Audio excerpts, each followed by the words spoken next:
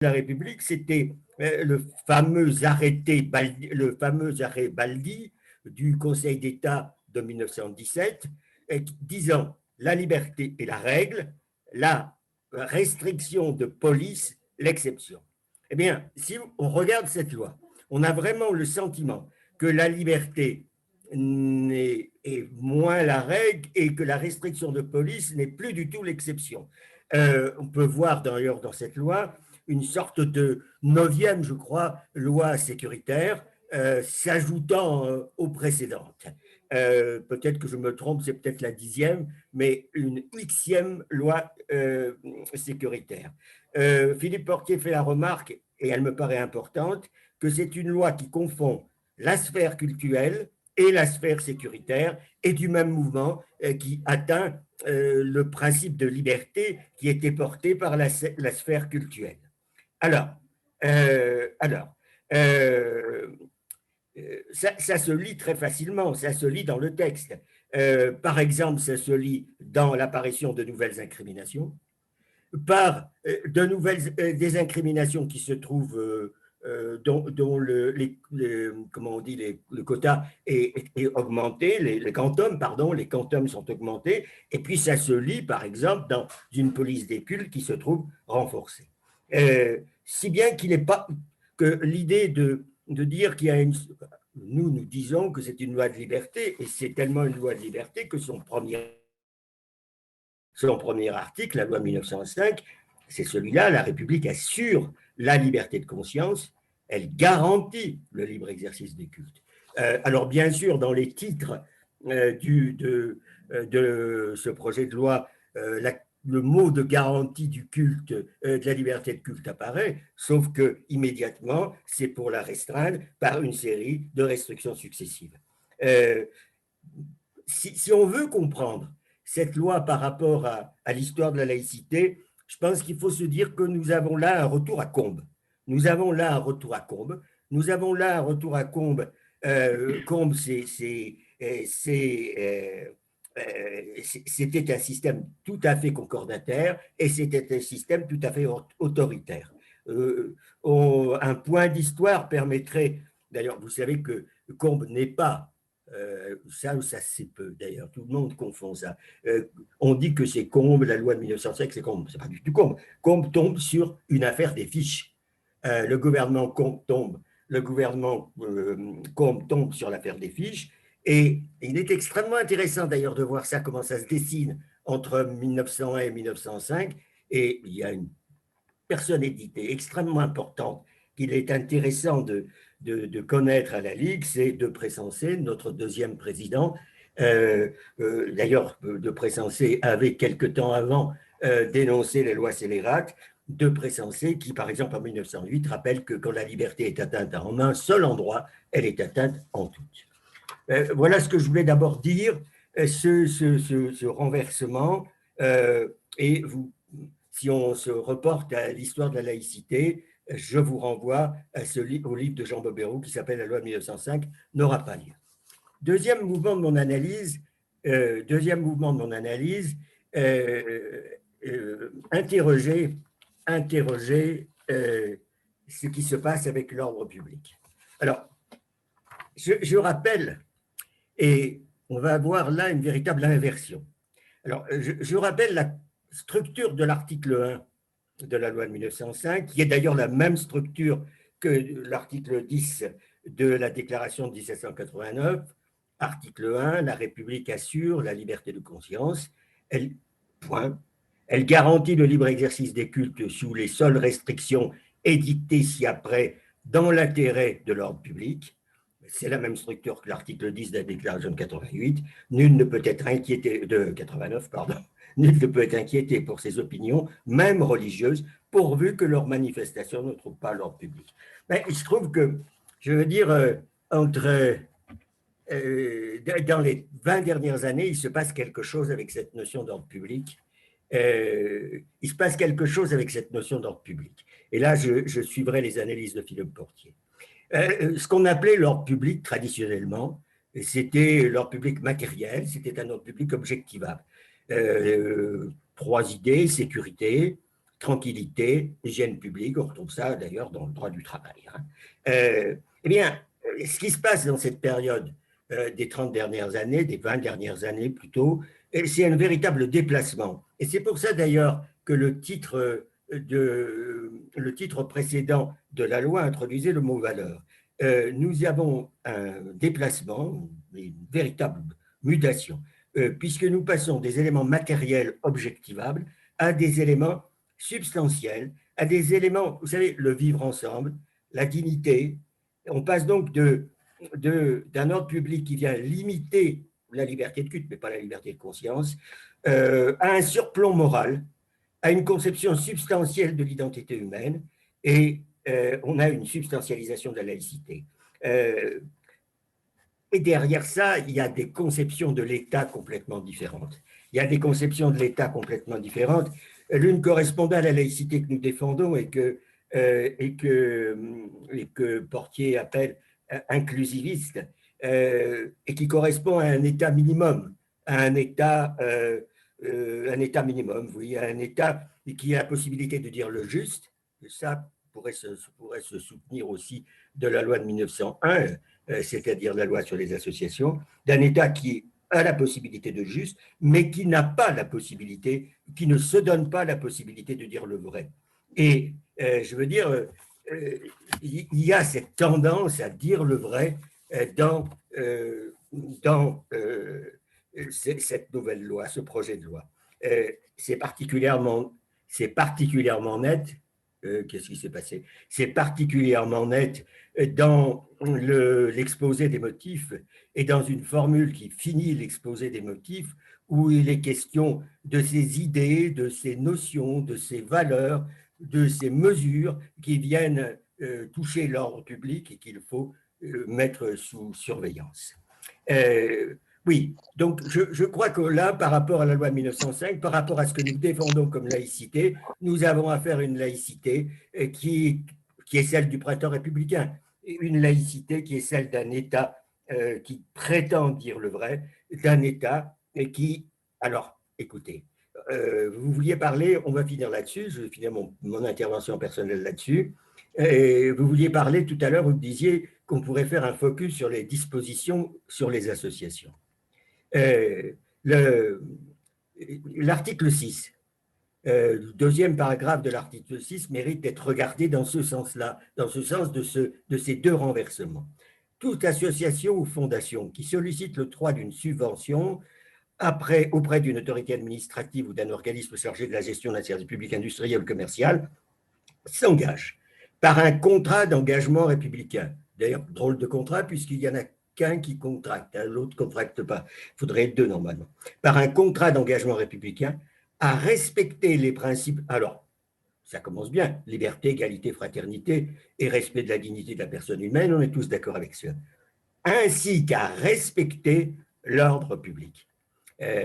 Et l'ordre public et les exigences minimales de la vie en société, et ils ajoutent, et les symboles fondamentaux de la République.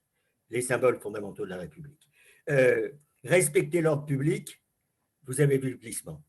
C'est l'ordre public matériel, l'ordre public moral substitué à l'ordre public matériel. Les exigences minimales de la vie en société, et dans le texte au départ, dans le texte définitif, le vie en société n'apparaissait pas. On s'arrêtait à vie. Mais les exigences minimales de la vie en société, c'est la référence au Conseil constitutionnel, c'est la référence à la loi de 2010. Et le problème, quand on interroge les jurés sur qu'est-ce que ça veut dire exigence minimale de la vie en société, ben, le problème, c'est qu'apparemment, personne ne sait bien ce que ça veut dire et qu'à partir de là, des ouvertures à la répression nombreuses sont possibles. Et la suite de ce chapitre 2, relatif aux associations, c'est les développements sur les dissolutions.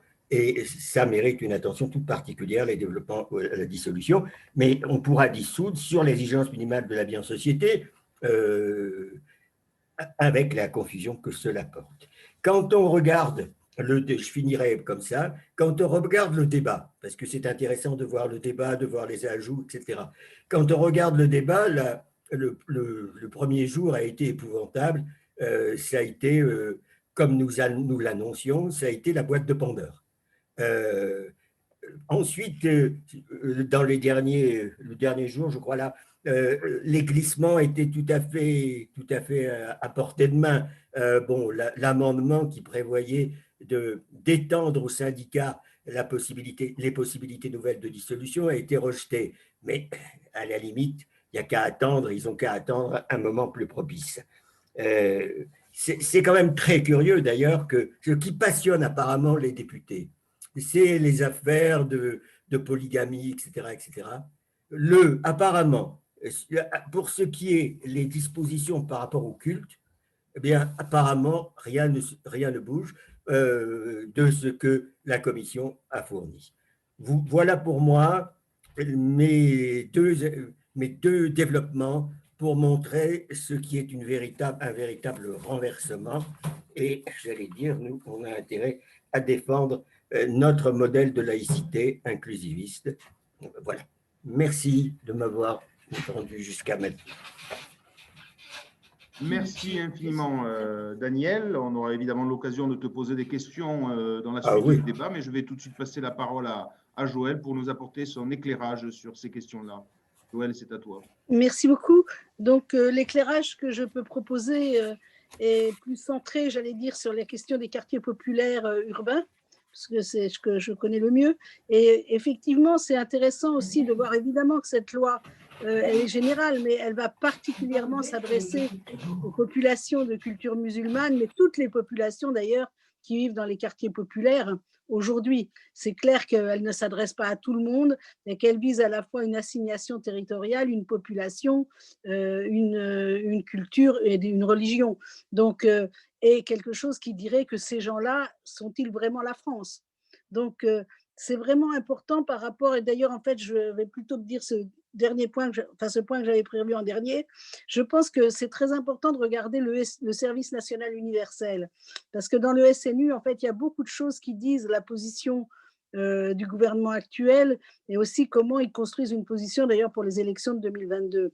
C'est-à-dire qu'en fait, le SNU est construit sur un paradigme important, c'est la République est en danger de l'intérieur et de l'extérieur. Et ce qui compte aujourd'hui, c'est de faire en fait une République homogène qui effectivement, Macron développe beaucoup sur les fractures internes à la France, etc. Et là, vraiment, il y a quelque chose d'une représentation de la France comme quasiment en guerre, et qu'il faudrait pour la paix, en fait, faire une nation homogène, mais ça veut dire une jeunesse aussi qui adhère et qui dit son adhésion à la France patriotique. D'ailleurs, c'est pas par hasard que dans le SNU, c'est lever aux couleurs le matin, c'est l'armée, et le modèle, c'est quand même la question du modèle d'autorité. Donc, il y a aussi une vision de la jeunesse, en fait, qui est très présente, d'une jeunesse qui fait peur, d'une jeunesse qui serait, d'une certaine façon, toujours en rupture, toujours en subversion possible. Alors, ça n'est pas que la jeunesse des quartiers populaires. Et là, je pense qu'on peut faire des liens avec la loi de sécurité globale. Et en fait, il y a une approche aussi un peu de revanche par rapport à 68 et par rapport à ses valeurs. Et donc, là, il y a une position qui est vraiment très marquée, historique, sur cette question de la République est en danger de l'intérieur et de l'extérieur. Et dans le SNU, c'est prévu, par exemple, qu'on ne peut pas s'afficher par rapport à son rapport de genre, par rapport à sa religion, par rapport à sa culture. C'est vraiment quelque chose qui lutte contre le fait des affirmations. Alors qu'on voit bien qu'aujourd'hui, on a une jeunesse mondialisée, qui vit dans les affirmations. Et donc là, il y a une confrontation directe à la jeunesse aussi à travers cette approche. Donc il y a des lois qui sont un peu complémentaires en fait, dans un schéma, dans un projet politique et qui vont poser des tas de questions à l'éducation populaire. Parce que je pense que la Ligue des droits de l'homme, on tient un fil important, mais l'éducation populaire est vraiment frontalement, j'allais dire, mise en cause dans son développement et dans ce qu'elle tient sur l'émancipation depuis des années. Donc, je pense que le dialogue avec l'éducation populaire est extrêmement important parce que effectivement, la question éducative, la question de la jeunesse est en premier plan indirectement. La deuxième question que je voudrais dire, c'est qu'on voit déjà, alors c'est pas nouveau, mais ce qui est intéressant, c'est ce que disait Daniel sur l'évolution de l'approche sécuritaire. L'approche sécuritaire, elle a déjà créé une suspicion. c'est-à-dire le passage effectivement à une approche au nom du risque de, c'est déjà une approche de suspicion. C'est-à-dire quand la France, en particulier depuis les années 2000, est passée à la tolérance zéro, en fait, elle est rentrée dans une ère de la suspicion, beaucoup par rapport à l'époque à la délinquance. Mais les quartiers connaissent, enfin les gens des quartiers populaires et les jeunes en particulier connaissent la suspicion depuis des années et aussi d'une certaine façon les affrontements avec la police depuis des années. Mais là, il y a quelque chose qui change. Il y a quelque chose qui change et qui est très très grave. C'est la suspicion sur ce qui se dit dans les familles. Et je crois que ce qui s'est passé dans les écoles, c'est-à-dire le fait que suite donc à l'assassinat de M. Samuel Paty, les remontées qui ont eu lieu dans les écoles sur le fait que des gens étaient convoqués, des enfants ont été convoqués, leurs parents ont été convoqués, la police, ils ont été convoqués devant la police, crée vraiment une suspicion. Et une suspicion de ce qui se dit dans les familles. C'est en fait quand on convoque les parents, ça veut dire que les parents sont aussi tout le temps responsables de la parole de leurs enfants. Et là, il y a quelque chose dans la liberté de conscience. Et déjà aujourd'hui, il y a des éducateurs et des éducateurs de la République qui aujourd'hui disent à leurs enfants, tu ne parles plus à l'école. C'est-à-dire là, c'est extrêmement grave, moi je pense, ce qui est en train de se passer sur aussi l'intériorisation par les populations, ce qui n'est pas nouveau parce que effectivement déjà depuis les attentats, la suspicion sur les populations des quartiers populaires, elle est très très grande. Je veux dire, moi je me souviens juste après les attentats de moments de partage, on va dire, avec les populations, avec les habitants des quartiers populaires, sur le drame que ça représentait pour eux. C'était extrêmement dur. Et je veux dire, ça n'a pas été porté. Pire que ça, ils ont été désignés comme étant potentiellement les relais de cette question des assassinats potentiels et que leurs enfants deviennent des assassins. C'était tragique et c'est toujours tragique. Donc, ce qui est en train de se passer là, qui est vraiment la poursuite en fait de la suspicion qui s'est organisée autour de la question des attentats, que ce soit, j'allais dire, les cellules dans les préfectures, que ce soit les fiches S, que ce soit la descente dans les familles. Je veux dire, on est dans un continuum de quelque chose. Mais sauf que là, moi, je pense qu'on passe une marche très, très importante, qui est cette question de la liberté de conscience, de ce qui se dit dans les familles et de la place de l'école. Blanquer, qui a un truc très, très important autour de cette question de la dénonciation. Il y a des enseignants qui sont réellement en difficulté, qui se sentent qui ont très, très, très peur et pour lequel, effectivement, il y a un relais de la dénonciation. Alors, pas du tout tous les enseignants, mais de fait, il y a un appel à la dénonciation. Et donc, ça, c'est vraiment très, très grave. Et on voit bien qu'en miroir de ça, dans cette loi-là, ils en profitent en même temps pour faire un parallèle entre la suspicion des familles et des jeunes et des enfants et la suspicion des associations. C'est-à-dire que là, c'est ce que disait Daniel tout à l'heure, c'est effectivement très, très, très grave parce que toutes les associations dans les quartiers, tous les regroupements aujourd'hui, on voit bien aujourd'hui qu'il y a plein de regroupements qui se créent d'ailleurs, qui ne sont pas forcément sur la forme associative. Mais demain, ça veut dire qu'effectivement, il y a une mise en danger de ce côté-là. Et ce que je voudrais dire aussi, c'est le renforcement des pouvoirs des préfets. C'est-à-dire qu'en fait, c'est aussi quelque chose où les collectivités territoriales, les municipalités de gauche, qui tiennent justement tout un travail, alors on peut discuter de ça, mais tout un travail politique avec leur municipalité autour de la question des valeurs d'émancipation. Moi, je pense à des villes où j'ai travaillé beaucoup, et effectivement beaucoup de villes communistes, mais qui ont évolué. Enfin, il y a beaucoup de choses qui sont aussi un courage politique des élus des collectivités. Et là, c'est vrai que la question du rapport avec les préfets et le renforcement en fait des fonctions régaliennes de l'État, c'est-à-dire en particulier l'éducation nationale et le ministère de l'Intérieur. Et ça met en danger la politique de la ville. Moi, je pense qu'aujourd'hui, pour bien connaître cette politique et y travailler depuis très très longtemps, c'est devenu un tout petit morceau de l'Agence nationale de cohésion des territoires, qui en fait est à nouveau renouvellement du ministère de l'équipement sur des questions d'équité entre les territoires, mais où toute la question de la politique de la ville, sur la question justement de respecter que ces quartiers ont une histoire singulière, ont une communauté de vie singulière et portent des choses importantes pour la France, en fait, on est en train de les désigner comme, j'allais dire, suspects par rapport au fait d'être réellement dans la République et dans la France. Donc, et là, on le voit aussi du côté, enfin, c'est pas la politique de la ville, mais il y a une annulation, souvent, je trouve, de ce qu'a porté cette politique à l'intérieur de la MCT. Il y a un renforcement majeur. Alors, ce n'est pas nouveau, mais là, on passe à notre cap parce que les fonctions régaliennes, en fait, qui sont en première ligne et qui tiendront les quartiers, c'est le ministère de l'Intérieur et c'est le ministère de l'Éducation nationale. Donc, évidemment que l'éducation populaire et tout le travail de l'intervention en milieu ouvert dans les quartiers par les éducateurs, par les animateurs, sont forcément mis en danger à travers cette approche-là. Parce que cette approche-là autoritaire, elle ne peut pas supporter, en fait, tout ce qui peut s'inventer et qui ne sera pas encadrable dans des politiques. Donc, ça veut dire l'argent, mais ça veut dire aussi le contrôle qui peut même être un contrôle, j'allais dire, des éducateurs sur ce qu'ils disent, sur ce qu'ils font. Et donc, moi, je suis effectivement, enfin, ça fait longtemps que je travaille dans les quartiers, mais là, je suis très inquiète parce que là, l'atteinte aux libertés de conscience me semble vraiment quelque chose d'absolument majeur. L'autre chose qui m'inquiète aussi, vous allez me dire que je suis très inquiète, mais c'est que c'est pas dans n'importe quel contexte que sortent ces lois.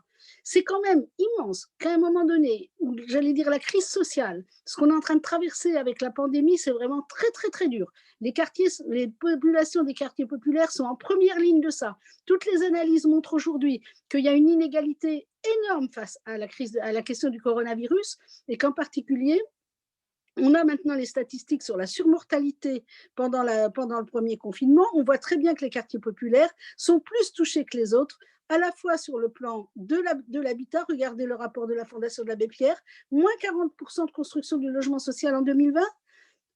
Regardez la question alimentaire. On n'a jamais vu ça, des familles qui basculent avec des queues de 500 personnes pour venir chercher les paniers de la CAF.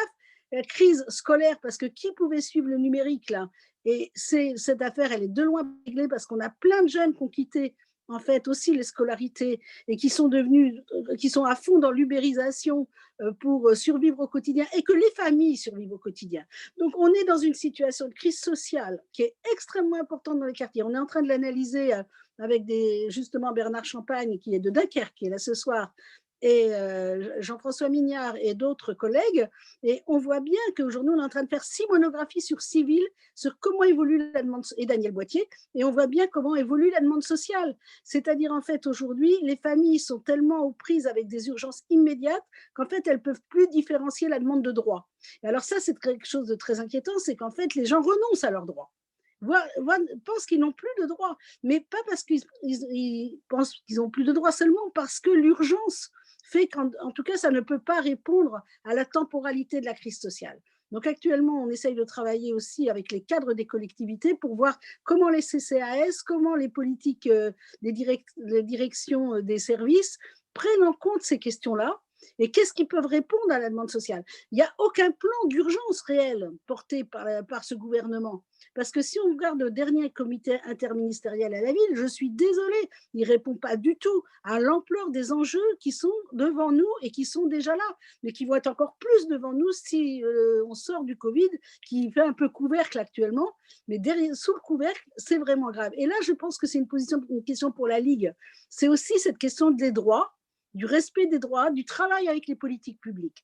Parce que si on n'a plus de politique publique, on n'aura plus en fait de possibilité de l'accès aux droits. Et donc il y a évidemment la question du travail, mais vraiment il y a la question de l'habitat, il y a la question alimentaire. Et si on laisse effectivement toutes ces questions-là à la solidarité caritative, alors il n'y a plus de projet politique.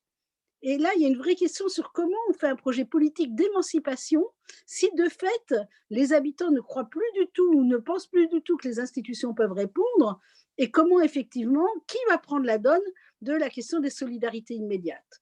Donc, en fait, si on peut dire, je pense que le séparatisme, il n'est pas du côté des habitants et du côté des populations, il est beaucoup du côté du politique et des institutions.